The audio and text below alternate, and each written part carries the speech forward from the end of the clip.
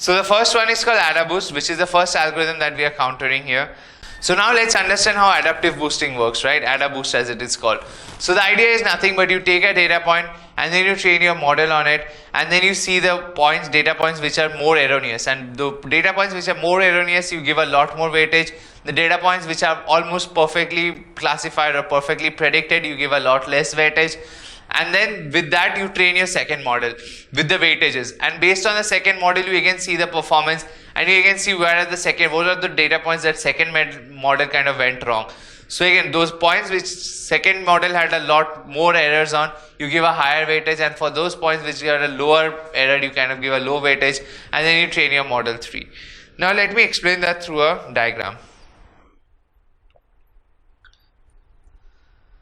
So what you're doing here is this, right? So you first have, say, x. So let's take a linear regression problem, right? Let's try and understand it in concrete terms. So you have your x and your y. So it's a univariate regression. So all you have is 0, 2, 3, 4, and you have 5, 2, 8, 7. Some random x value, some random y value. Now say you train your first model, M1, which is a linear regression, right? And you train and you get your y hat predictions, which looks like this. So for the first point, let's see how the prediction looks like. The prediction is, say, for the first point something like, say, it's 10. For 2 it's probably again 2. For 8 it's probably 18. And for 7 it's again, say, 8. Right? So you can see that these 2 points, these 2 particular points are someone which have been predicted almost accurately, and these 2 points which are somewhat off, right? So based on this, what will happen is, for your next model, this particular first data point is very far from your prediction, right? It's not as close as these 2 particular points, right? So this is one point that is predicted correctly, and this is the other point, right? So second and fourth point have been predicted correctly. So let's assign very low weightage to them, say 0.01. Now you can clearly see these are the 2 points which have been basically predicted not very correctly. And this is the worst which have been predicted, and this is second worst, right? So what will happen is, say if you assign a weight 10 here, you would assign a weight which is something lesser than 10 but greater than 0.1, say something like 5. So now in your next model you would have this particular weightages. So now your next model would basically again take your input as x and y, but for every x it would have a weightage assigned to it, right? So now the question to understand is, how does even attaching a weight makes any difference, right? So now in case of linear regression, you know what the cost function was. The cost function was y minus y bar y hat square, right? So this is your MSE loss. This is not MSE, but this is a squared error. So squared error,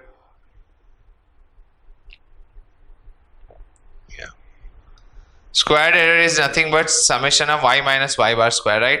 So obviously here you can clearly see that for each of the data points, right? So this is yi minus y bar square. So you are going to take each point, check the y value and check the prediction, and then take the difference and square that and then sum it. So what is happening here is, while summing them up, you are giving equal weightage to all the points, right? There's no concept of weightage. But now what you're going to use is something like this. So now your new square error, right, would look like something like summation of wi into yi minus y bar square. So what does this suddenly adding w thing what does this do even, right? Let's understand that.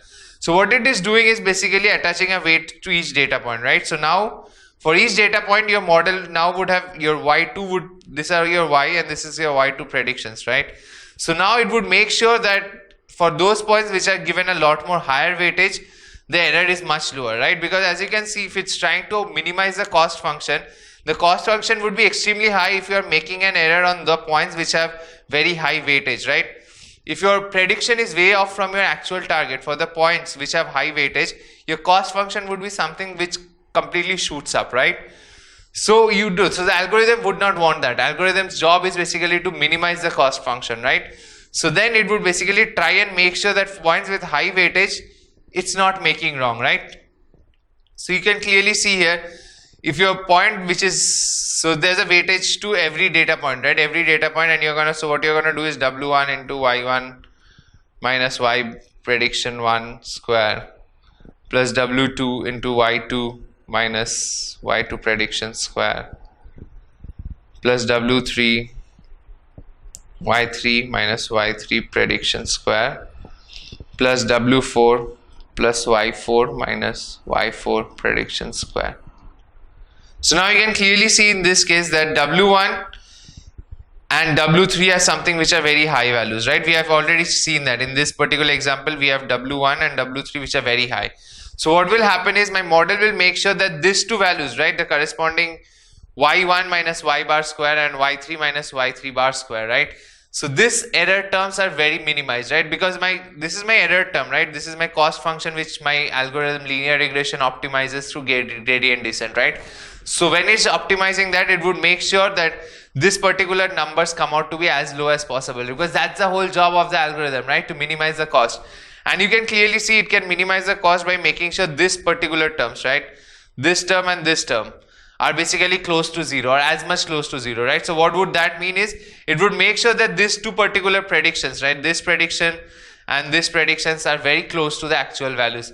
And it might probably make some error here, and that's perfectly fine. But we'll make sure that these two predictions are almost correct, right? So this is the inherent idea of boosting.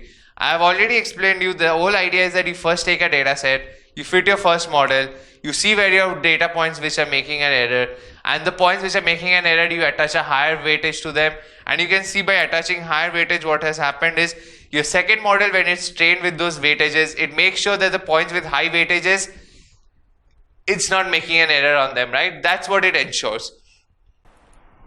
So that's the concept of AdaBoost. So now I think we'd probably go and understand. Obviously, as you can clearly understand, there's nothing about it which makes it only restricted to classification problem. Only restricted to regression problem. It can be used for classification problems as well. So only thing is kind of just which you probably might be wondering over there is AdaBoost says that the way the algorithm was designed originally was something that which says that you should only be using decision stumps, right? What are decision stumps again? Nothing but decision trees just with single node split, right?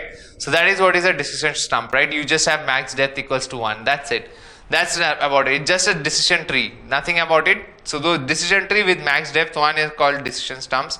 So AdaBoost, as and when it was released, basically was using this. Obviously now you can there are modifications, different versions to it. You can use different max depth as well, and that all of that variations are perfectly fine, and we are going to see how that kind of works out.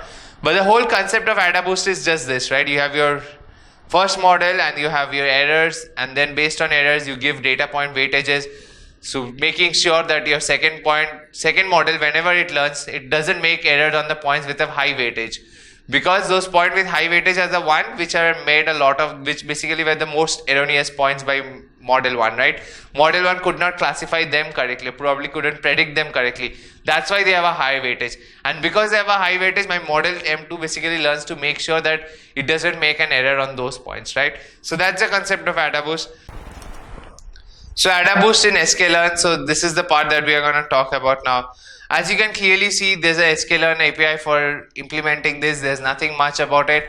It looks exactly same to the data that we have already, exactly looks similar to the API that we have used for sklearn for the rest of the algorithm. So nothing to worry much about there. Let's just kind of try and execute them. Let's see what happens, right? So from this, the only thing that I kind of want to draw your attention to this first fact is, which is we are using decision tree classifier here with max depth equals to 1, which is basically a decision stump. You can use something else also if you want max depth, anything other than 1 as well. And there's something called algorithm, right? So n estimators. First, let's talk about n estimators. What does n estimator do? It basically says the number of models, right? The number of sequences you kind of want to go into. So you have your first model that basically predicts something, and your second model which tries to train itself with the weights from the first model, right? The weights were the errors. The higher the weightage, higher the error, higher the weightage. And your second model trains from the weights of the first model. Your third model trains from the weights from the second model, right? So how long do you want to go ahead and do that, right? So that is something that you pass by this parameter called n estimators equals to 200. And this is the algorithms SAME.R, and you can probably, I would definitely request you guys, once you kind of go through the algorithm, the maths behind it, it would be much easier for you to understand what this algorithm exactly does.